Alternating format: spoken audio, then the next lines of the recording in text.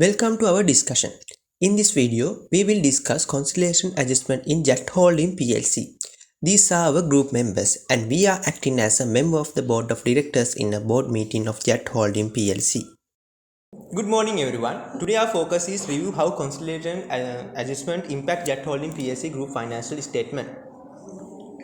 We will analyze our consolidation financial notes and their implication.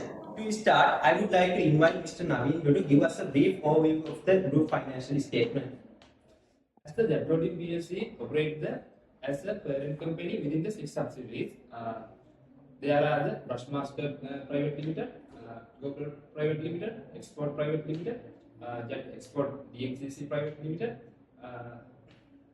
and worldwide rising the Chemical Private Limited.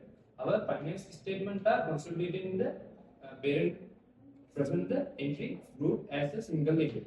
Our total group revenue increased the 14% reaching the 11.1 million.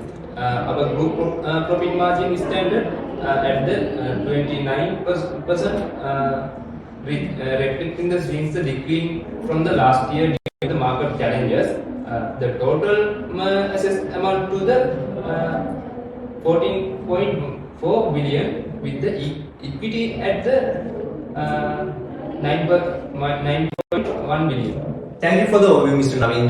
With that context, let's move into the details. I invite questions from the accounting directors, Mr. Sadeep and Ms. Shashmi.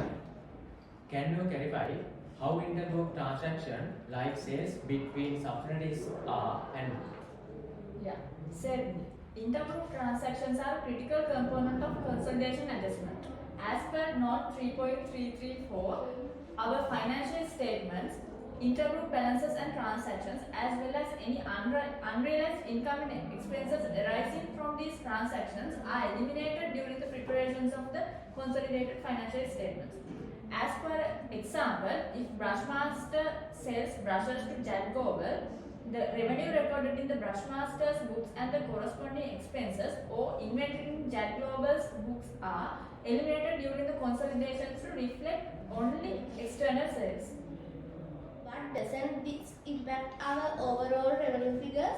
Yes, it reduces the total revenue. However, this adjustment ensures that our consolidated revenue reflects only sales to the third parties too and avoids double counting internal transactions which could overstate the group's performance. What about unrealized profit? How does this tie into these eliminations? Unrealized profits occur when inventory sold within the group remains unsold at the reporting date. For instance, if JAT Global buys brushes from Brushmaster but hasn't sold them externally, the profit recorded by Brushmaster is unrealized. This is also eliminated to avoid premature recognitions of profits, ensuring the consolidated statements present an accurate financial position. When is the profit recognized in the company? Once the inventory is sold to an external customer, the profit is realized and included in group profits. How do we handle profit and equity for minority shareholders in subsidiaries, like NIC in our company? Organization, non-controlling interest represent a portion of subsidiaries not owned by JAT Holdings PLC. As stated in the annual report, note under 3.2.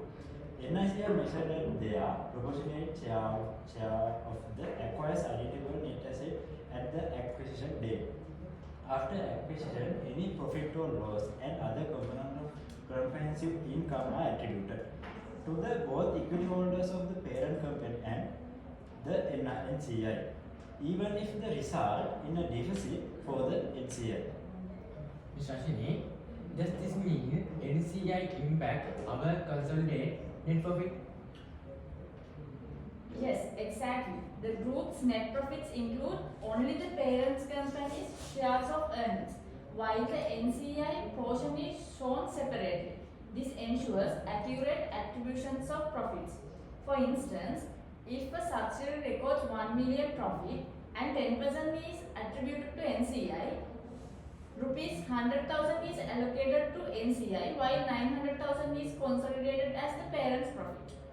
What happens if the subsidiaries incur losses?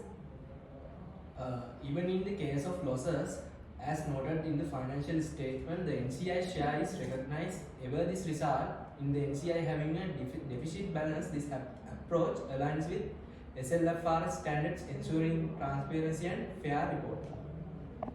Ms. Shashini, how do intergroup dividends affect to the consolidated statements? Intergroup dividends like those from Asia Holdings to JAT Holdings are eliminated during consolidations. Only dividends paid to external shareholders or NCI are reflected in the group's cash flow. So, do these adjustments impact cash flow directly? They adjust cash flow presentation but don't change the actual cash movement. Eliminating the intergroup dividends ensures we don't double count cash inflows and outflows. Mr. Sandeep, can you explain how goodwill is calculated and its impact in our financials? So goodwill arises when the consideration paid for acquiring subsidiary exceed the net identifiable assets acquired. It is initially measured at cost, which includes the fair value of the consideration transferred and any recognized non-controlling interest. If the fair value of assets exceeds the consideration, the gain is recognized in profit or loss. Okay, Ms. Hashini, how is goodwill treated after the recognition? Goodwill is tested annually for impairment by allocating it cash generating units. Any impairment loss is recorded as an expense, reducing net income and total assets. What happens to goodwill when part of the business is sold? So the goodwill related to the disposed portion is included in the gain or loss calculation based on the relative value of the sold operation.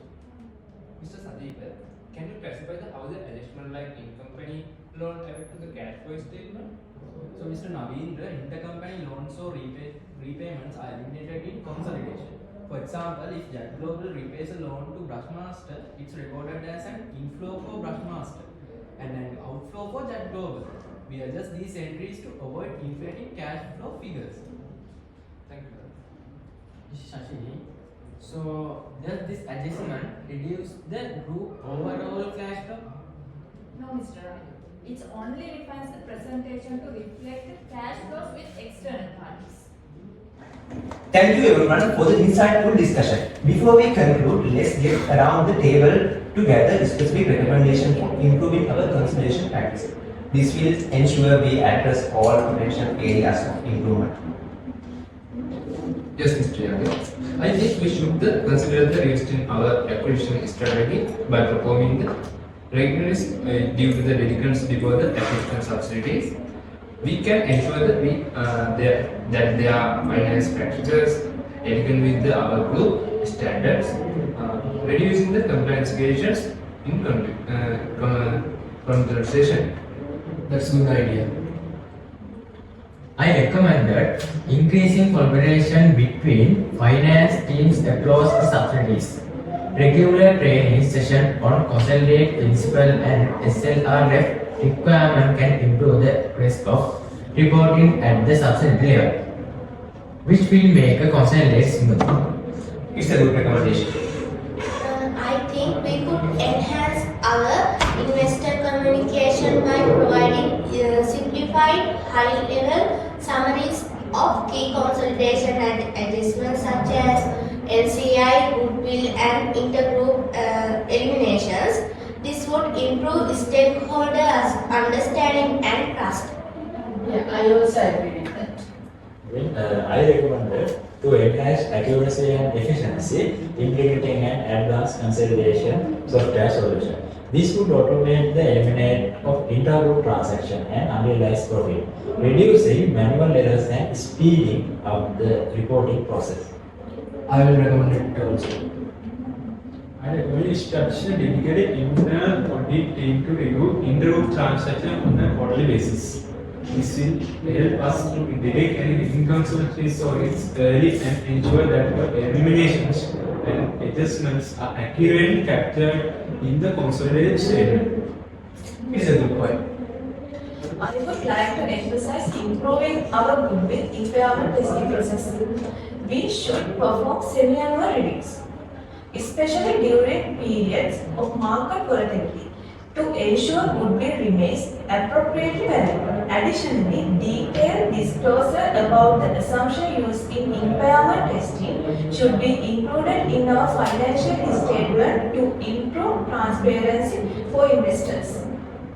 I recommend it. These are excellent suggestions. Let's document all recommendations and prioritize them for implementation. I also suggest scheduling a follow-up meeting in 3 months to evaluate our progress.